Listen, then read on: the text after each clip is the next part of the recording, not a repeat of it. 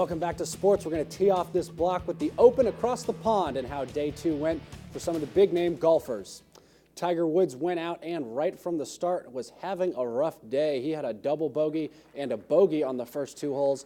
He would be fine, though, until the 17th hole where he triple bogeyed, but made up a little bit with the birdie to finish his round.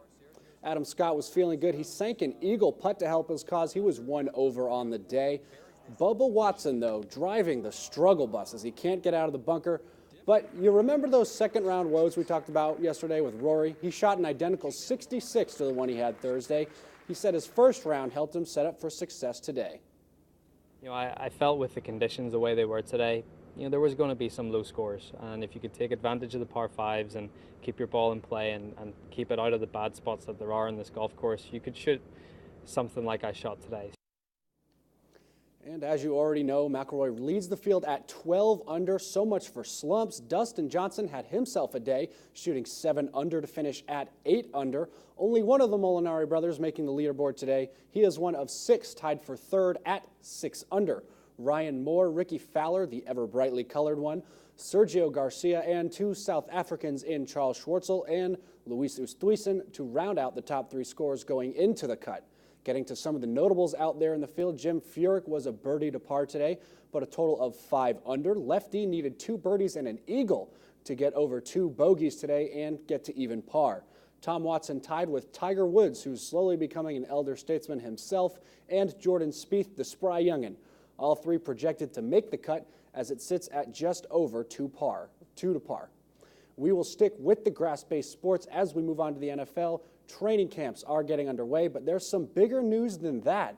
The NFL draft will not be in the Big Apple as it has been since 1965. It's been at Radio City Music Hall since 2006, but there is a scheduling conflict for 2015, so the NFL must now decide where they will hold the event. It will move west, but the real question is how far? The 2 locations Roger Goodell has to choose between are Chicago and Los Angeles. We'll go from grass to indoor as we transition to NBA free agency talk. I told you yesterday about Carlos Boozer headed to LA, and now we have the details. Boozer was claimed off amnesty waivers by LA after the Chicago Bulls put him on that list to clear away his $16.8 million contract. 9 teams were bidding on Boozer, and that number wasn't bigger only because of the needed salary cap space to take him on. Boozer averaged about 14 points and 8 rebounds a game last season, the lowest totals since his rookie season. We go from free agency to potential trades. It would seem no one really knows how the Cavaliers feel about their newest #1 pick in Andrew Wiggins. There have been rumors swirling that he'd get traded to Minnesota for Kevin Love, a consensus top 15 player in the league.